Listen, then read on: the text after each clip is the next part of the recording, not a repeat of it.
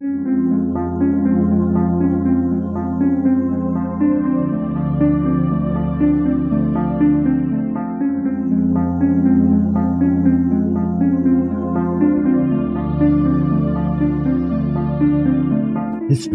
tells the story of the world and of our lives. Sometimes that history goes bump in the night.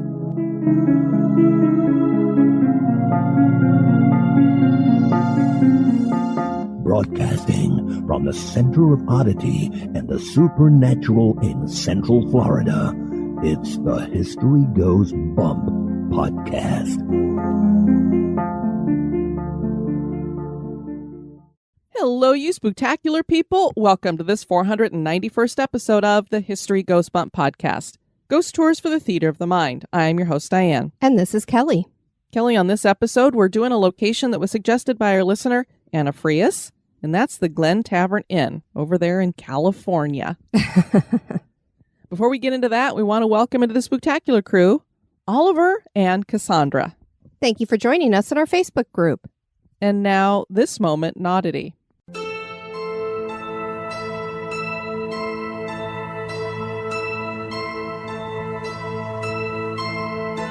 The moment in Oddity was suggested by Brandon Hawk. Queen Genepil was the last queen consort of Mongolia. She was executed by Stalinists in May of 1938 during the Soviet Union repressions of her country. Although she was queen consort for less than a year, her likeness has gone on to live through pop culture. You see, Queen Genepil, with her porcelain skin and gravity-defying hair and headpiece sculptures, inspired the creation of another queen, the Queen of Naboo. That's right, Queen Amidala of the Star Wars franchise.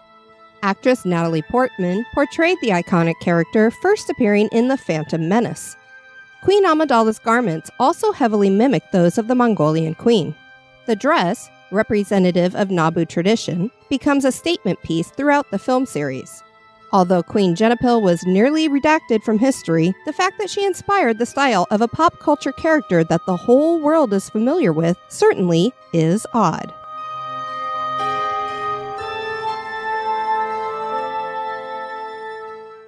Peekaboo, I see you. Yeah, you with the little thing sticking in your ears. I'm in your head right now. Those are my fingers in your brain. And now, this month in history.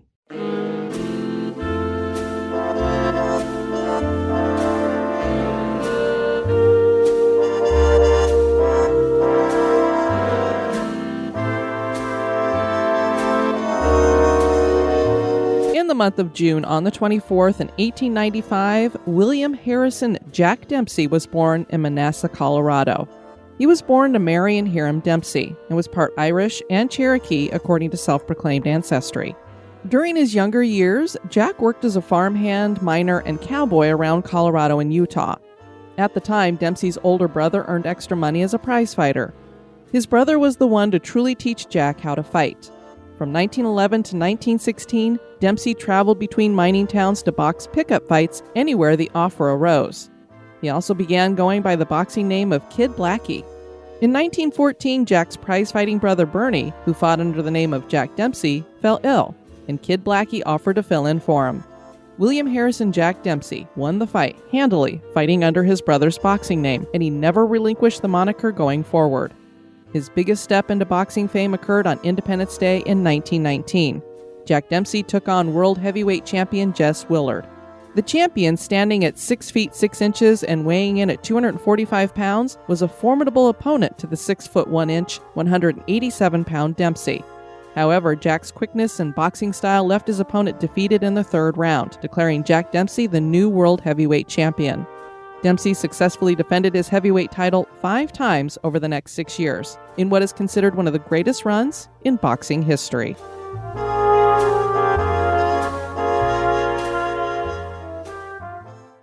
The Glen Tavern Inn is located in Santa Paula, California, and was a hotel that prospered during the California oil boom. When Prohibition was enacted, the hotel adapted as a speakeasy and brothel. People have died in the hotel, and some of their spirits may still be here. A tragic flood in the city left behind spiritual residue as well.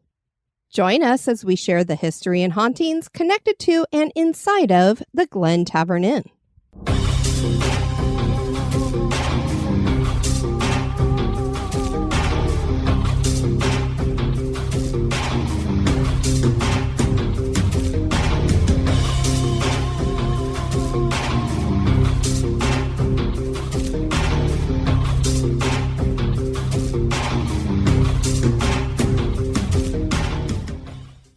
Santa Paula is said to be the citrus capital of the world. The Chumash tribe was here before the Spanish arrived in 1769. Franciscan missionaries founded the San Buenaventura Mission. The city was named for the Catholic Saint Paula and was laid out by Nathan Weston Blanchard in 1872 after he bought the initial 2,700 acres. The citrus that is here was first planted by him in 1874. Wonder how much of the original plantings are still there. If it's anything like our city, there's no plantings left at all. Well, same thing with Corona in California. When I first moved there back in 1999, there were tons of orange groves everywhere. Now there's none. Yeah, it's pretty much how it is here in Claremont. Tons of orange groves when I first moved here, and they're slowly disappearing. Santa Paula was incorporated in 1902, but things didn't really take off here until the South Mountain oil field was discovered just across the Santa Clara River. The oil field reached peak production in the 1950s, but still continues to produce to this day. Kelly, we can't talk about the history of Santa Paula without discussing the St. Francis Dam disaster.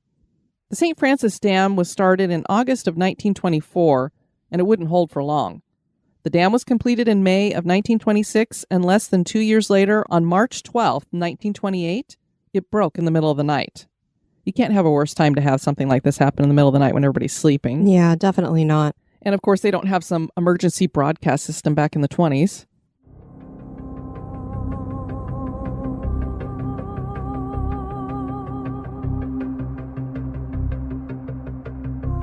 A 180-foot-high wall of water consisting of 11 billion gallons of water came rushing down the San Francisco Canyon and flowed into Santa Paula.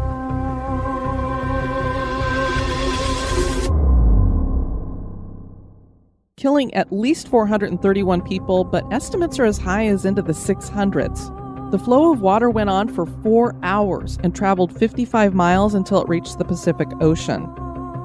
This flood would be counted as the second worst disaster in California history. The catastrophic failure was blamed on design flaws and a defective soil foundation. Chief Engineer William Mulholland's stellar career to this point was done after this tragedy. Left behind are the remnants of a blighted area in the San Francisco Canyon. The government turned a migrant camp that had been here into a public park. This was also where the cottage for the dam keeper sat. His entire family was killed along with an unknown number of migrant workers. A little cemetery on the hill holds the remains of 100 people, including a whole family ranging in ages from 8 to 30. Another grave is for a little blonde-haired boy who was found deceased wearing a cowboy outfit. It was later found out that his family had been camping and all were killed. When Western star Tom Mix heard about the little boy and his cowboy outfit, he paid for his burial. An interesting story claims that a Navajo shaman had apparently dreamed about the disaster before it happened. His people lived and worked on the ranch of film star Harry Carey Sr., who was away in New York at the time. The shaman called him and asked if it was okay if he moved his people back to the reservation for safety, and Harry agreed. The dam broke 2 days later. I'd say it was a very good dream that he had there for sure. There are hauntings connected to the cemetery and the flood. People who try to take pictures in the cemetery usually have issues with them turning out. Videos do the same thing. A local historian was videotaping in the cemetery and everything looked like it was running good with a visible picture showing and the camera indicating that it was recording. But when he got back to town, he found the videotape was blank. He didn't give up. He returned to record for a second time, but this time his camera caught fire. What? It was like it spontaneously combusted. Whoa. The park has weird stuff going on at night, and most people try to avoid it after dark. Creepy, disembodied voices are heard, people have been touched, and shadow figures that disappear have been seen. That is really freaky when it is foggy and the shadows are seen in the mist. Andrew and Joyce Ponton bought property in the area, and they have had many unusual things happen. The couple had a grown daughter, but no children living with them. So imagine Joyce's surprise when, after painting an indoor door jamb, she found a child's fresh handprint. The couple claimed to sometimes hear the crying of a baby at a nearby creek bed. The most bizarre thing Joyce reported was that a cast iron horse trough that was so heavy it could only be moved by a crane had moved itself several feet and completely turned around. The trough was still full of water, and there were no drag marks or footprints near it. Joyce didn't believe in ghosts until that moment, and she said, "I have to admit, the horse trough was strange." That's the one thing we've never been able to explain. You know what I say? What? Aliens. They came, hovered over it, and moved it around. At least they didn't end up with mutilated cattle. Ooh, this is true. And on that child's handprint, a man was painting his barn in the area and had the same thing happen to him with the child's handprint appearing in the wet paint. There were no children on the property. Santa Paula has the largest number of historic residential and commercial buildings in Ventura County. And one of those places is the Glen Tavern Inn. The hotel was built in 1911 in the Tudor craftsman style, as designed by architects Burns and Hunt. A group of 25 local businessmen funded the building of the hotel. They put it in a prime location right across from the train depot. The hotel was 2.5 stories tall and covered with a stucco facade and dark-stained wood shingles. The roof had a gabled dormer in the front and 6 gabled dormers in the rear. The lobby and stairwell were craftsman in design and decorated with heavy wood columns, wainscoting, boxed beams, and a massive stone fireplace. The hotel saw a lot of traffic because the trains brought in many people due to Santa Paula's growing citrus and oil industries. The Glen Tavern Inn became a social center. It also attracted Hollywood, which found the cozy hamlet to be the perfect location for filming westerns with the vistas and hills in the background. The hotel housed many Universal Studio actors. Famous people who have stayed here include pianist Ignacy Jan Paderewski, William Jennings Bryan, John Wayne, Carol Lombard, Clark Gable, Harry Houdini, and Steve McQueen. The stars and other guests not only enjoyed the rooms, but also the restaurant and bar. The hotel was so popular, it often had issues with being able to accommodate all the people who wanted to stay. Charles Estep bought the hotel from the city in 1919, and he converted the attic into more rooms. During Prohibition, that added third floor was converted into a speakeasy and brothel with gambling. As the years progressed, Hollywood moved on and the oil industry slowed down, and so did people coming to stay at the inn.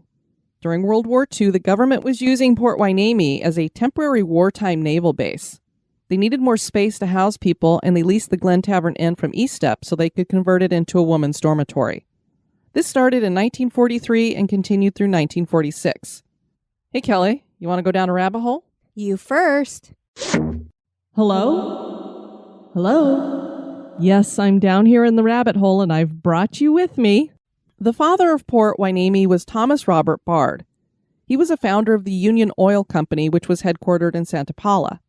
It was called Union because it was the combining of 3 oil companies, the Hardison and Stewart Oil Company, the Sespe Oil Company, and the Torrey Canyon Oil Company. That headquarters building still stands and is a beautiful commercial Queen Anne-style building that houses the California Oil Museum. And despite that sounding maybe like a boring museum to visit, I've heard it's a fascinating place. Bard and his wife Molly built a mansion in Port Hueneme, and they called it Barrelwood in 1912. This was designed by architect Myron Hunt.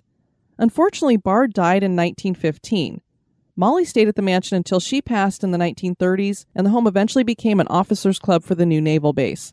Today, the location is part of Naval Base Ventura, known as the Bard Mansion Catering and Conference Center, where they host weddings, meetings, celebrations, and business lunches. Bard and Molly love the house and have remained in the afterlife. People claim to hear disembodied whispers. Molly likes to wander the upper floor and has been captured in photos. A traveling journalist named Frederick visited the mansion in 2020, and he told Backpacker Verse, "It was one of the worst decisions I've ever made. But of course I didn't know it at the time. At the time, I thought I would walk through the house, snap a few creepy photos, and be done with it. But the house had other plans for me." I received a full-blown tour of the house. Then I got permission to go through by myself in order to get some good photographs. I remember looking down at my camera as I walked through the hall. Something on the camera absorbed my attention, and I found myself standing at the base of the stairwell. I remember I began to hear whispers. I knew that everyone else who had gone through the house with me that day were all grouped together in the kitchen, and yet the whispers were steadily pouring down from the upper level above me. "Hello?" I called out, and the whispering seemed to cease. Puzzled, I convinced myself that it was just an illusion because of the old ductwork, and that I was actually hearing the conversation taking place in the kitchen. I took a couple more photos and made my way through the house, only to find that the kitchen and all the rest of the house was empty. I glanced out one of the windows at the front of the house and saw that everyone who was in my group was already outside. I was in the house alone.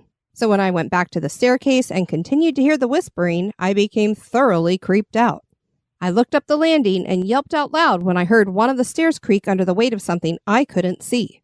I don't remember what I said to the group, but I booked it out of Port Hueneme then and there. After I got my photographs developed the following week, I was shocked to see this strange floating white orb that seemed to appear in all of the photos that I took by the stairwell. Very interesting. All right, how are we going to get out of this thing? You know, there's one of these oil rig things sitting right here. I wonder if we could get it to go fast enough, if it could maybe catapult us out of here. I don't know how we do that, though. I'm an engineer. Mort, you dig graves. You are not an engineer. I don't know about you, but I'm a little bit scared. What does this switch do? It's going faster. I could barely hold on. Well, it was nice knowing her. Well, I guess you're on your own. And now a little break for a word about one of our sponsors.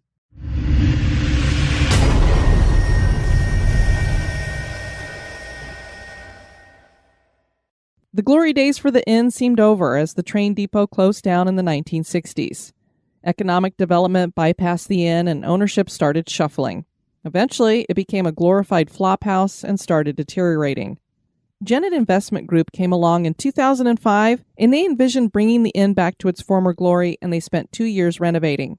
The renovation hit a hiccup with a fire in 2006, but firefighters got it out quickly, and the damaged part was rebuilt. In 2007, Glen Tavern Inn reopened with 36 guest rooms and a restaurant and lounge. The restoration even won some awards.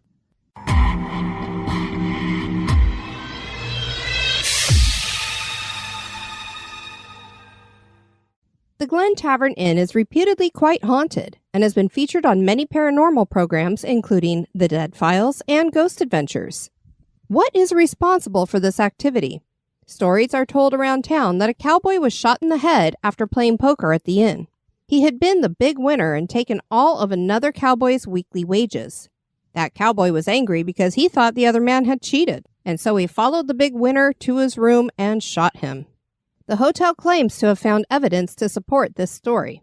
A cowboy hat with a bullet hole in it was found in a crawl space, but the hat went missing at some point. People claim the cowboy's name was Calvin. Another story is told that the body of a decapitated prostitute was found in the closet of room 307. Her name was said to be Rose. In 2008, a man named Henry hanged himself in the closet of a room on the second floor. Of all those stories, the only one that I know for sure actually happened is that man Henry who hanged himself in 2008. People who have seen Calvin the cowboy claim that the full-bodied apparition appears to be tall and thin with long hair and a goatee. He is dressed in a white shirt. People have caught him in pictures, and they know he's a ghost because he walks through walls. Other ghosts who are here include a spirit that looks out the window of room 23, a female ghost in room 104 who gives a speech complete with a toast, and the restaurant has had... Oh, what? I don't know what she says with the toast, or if she's just holding a glass up. I'm not sure. I mean, maybe from one of the weddings there. Maybe. And the restaurant has had spoons fly across the dining room, and chairs have moved by themselves. Monica de la Torre's family has owned the inn for years. Her apartment had been room 106, and she experienced something strange right after moving into the hotel. She was putting books and collectibles up on some shelves in the family room. The door to the apartment was on that wall, and she saw someone enter the apartment out of the corner of her eye. Monica looked to see who it was, and it was a woman in a dress from a prior era who just looked at her and turned and walked through the wall. I would have dropped whatever books and collectibles I was trying to put on the shelf. I would have tried to grab a phone, take some pictures. Can I help you? You seem to be in the wrong place. Psychic Patrick Smith stayed at the Glen Tavern Inn, and he says he entered his room and saw a woman leaning over the bed as though she were tending to someone who was sick. He felt like he was witnessing a moment frozen in time. A housekeeper named Neria told Zach Bagans of Ghost Adventures when they investigated in 2013 that she sometimes sees what she describes as white smoke in room 307 that takes the shape of a human and then dissipates. She is nervous anytime she's in that room, and you could tell she really was afraid of the place. Billy of Ghost Adventures stayed overnight in this room without knowing anything about the stories told about it. The obelisk said some words before he went to sleep. In the middle of the night, a light anomaly is caught on the night vision camera as it drops down from the ceiling to Billy's face, and he awakens immediately. He grabs the obelisk to see if he can communicate. The obelisk says, "blow, then gentle," and then Billy feels something touching his thigh, and just as he tells the camera out loud that he felt a spasm on his thigh, the obelisk says, "thigh." Oh my goodness, somebody was getting flirty with Billy. Yeah, and those couple of words there, blow and gentle, he's staying in the room where supposedly that woman lost her life and had been in the closet, so I don't know if she was offering him some services. Billy was awakened again later by a loud knock from inside the closet. And he sat jolt upright and you could hear the knock. It was very loud. Something is going on with that closet. I don't know exactly what. An elderly couple was staying on the second floor, and they found a young girl in their room. There was a quinceañera going on at the hotel, and the group had blocked off 20 rooms for the event. This couple figured that the little girl belonged to that group, and they called Monica to come up and get her out from under the bed. There was nothing under the bed. On another occasion, Neria was asked by some patrons on the third floor if there was a bunch of kids staying on the second floor. They had heard them being rambunctious through the night, which made it difficult for them to sleep. No children were staying in the inn at that time. This is a common complaint of guests, hearing children running, laughing, and knocking on doors. A couple staying in room 205 were awakened one night when a young girl came into their room. They were about to get up and figure out where she belonged when she disappeared. Construction workers were doing a renovation when they witnessed a young girl running down the corridor and through a wall. Amazing how many of these old hotels have these ghost children that just run wild in them, laughing and knocking on doors. It's a very common experience, and I always wonder to myself, why are there so many supposedly dead children running around hotels? Especially this one. We don't have any stories of any children that had died there. It was a speakeasy and a brothel for a while. Clearly there wouldn't have been children there. It's like, where are all these kids coming from? Are they connected to the flood somehow and they've just gathered here together? Could be. Ghost Adventures conducted a seance in the lobby with psychic Patrick Smith. They were joined by actress Britt Morgan. I think she was on True Blood or something like that. And she had investigated room 307 in the past. She said that they heard a knock from inside the closet, which matched up with what happened to Billy. And you could see as she was sharing stories with them that he put his hand up like, yeah, that happened to me too. Britt heard loud voices in the hallway around 2:30 a.m. When she looked out the door, she found an empty hallway. As the group is getting ready to conduct the seance, they hear the whistling of a little girl coming from upstairs. They hear the same little girl during the seance a few times, singing and crying. After they break the circle to start investigating, the obelisk said, "girl." The owner, Monica, was part of the seance, and she claimed to be getting messages in her mind about a little girl named Emily who was killed in room 220. The spirit box later would answer the name Ingrid when they asked what the little girl's name was. When Zach asked who she was, they get Mijita over the box. That is Spanish for little lady. I thought that was really interesting. It's clear as day. And they were like, wait, that was Spanish. What does that mean? And I mean, when you're getting girl on the obelisk and then the spirit box says little lady. Paula wrote in 2016, I always wanted to stay at the Glen Tavern Inn since watching Ghost Adventures a few months ago. So on Memorial Day weekend, my boyfriend and I decided to take a trip to the Glen Tavern Inn in Santa Paula. I managed to book room 307, which is supposed to be the most haunted room. We arrived kind of late, around 8 p.m. Upon checking in, we asked about our room and was told that the third floor is still all original and not remodeled. Upon entering the room, a slight chill came over us, and there was the notorious haunted closet where the woman was murdered.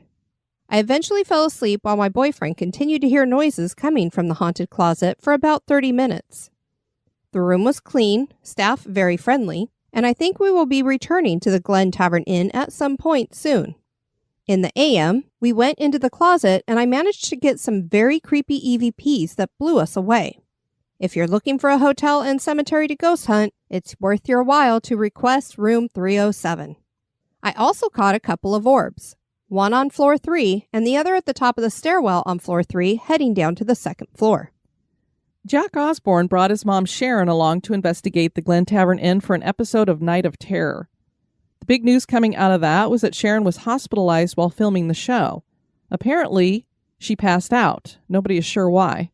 I don't know if she had some other medical issue going on or if something in the inn overwhelmed her. We don't believe that episode has been released. I looked around for it and all I could find were all the news stories about Sharon being hospitalized or rushed to the hospital. Dead Files investigated the property in 2014, and Amy claimed to see some powerful entities on the third floor. One sinister shadow figure gave her the impression that it gets pleasure from killing women. Now, I don't know if this is whoever dispatched the sex worker or if this is something else, because, again, we don't even know that that actually is a true story. There's nothing to back it up. The main gist of her and Steve's investigation centered more on the Genepil family who owned the property at that time and the strong connection matriarch Rosanna had with it. Her daughter Gabriella was worried about that connection. Rosanna admitted being obsessed with renovating the hotel. She felt the hotel needed her. And Steve was asking her about, why are you so connected to this place that you just can't leave? Because she showed him pictures where they have this beautiful home in Malibu. And he's like, you have a beautiful home to live in. Why are you just staying here? So I don't know if it was dramatized for the show, probably. Many people stay at the hotel without any issues. Others stay here with the specific goal of interacting with spirits. And they usually do. Is the Glen Tavern Inn haunted? That is for you to decide. Well, if any of you visited there, let us know what your experiences were. Sounds like there's some stuff going on there, especially in that room 307. And of course, they probably charge more for that room because it's got the haunted reputation. Probably. We'd love to have you check out our website at historygoesbump.com. And if you'd like to leave us some feedback, you can do that at historygoesbump@gmail.com. We did get a message from Janae that she had an interesting synchronicity, as happens with so many of our listeners. So she'd written me because she's one of our supporters, and I needed to get information about sending her out her free t-shirt, which are $10 and above get every year an annual free t-shirt. So she said, just wanted to point out a silly and fun synchronicity. You asked me to make sure that you have my current address yesterday, and today you dropped the episode about the Palace of Versailles. I live in Versailles, Indiana. Happens all the time. The show is thick with synchronicities. It certainly is. I want to thank all of you for joining us for this episode. I've been your host, Diane. And this has been Kelly. You take care now. Bye-bye. This episode is brought to you by our executive producers. Dispatches from the Grave Digger. We want to welcome into the cemetery, Carrie Ball. Mort's going to be burying you under an obelisk tombstone. Thank you so much for supporting History Goes Bump. You can find History Goes Bump on Spotify, iHeartRadio, Stitcher, Apple Podcasts, Pandora, Google Play, and anywhere you can listen to podcasts.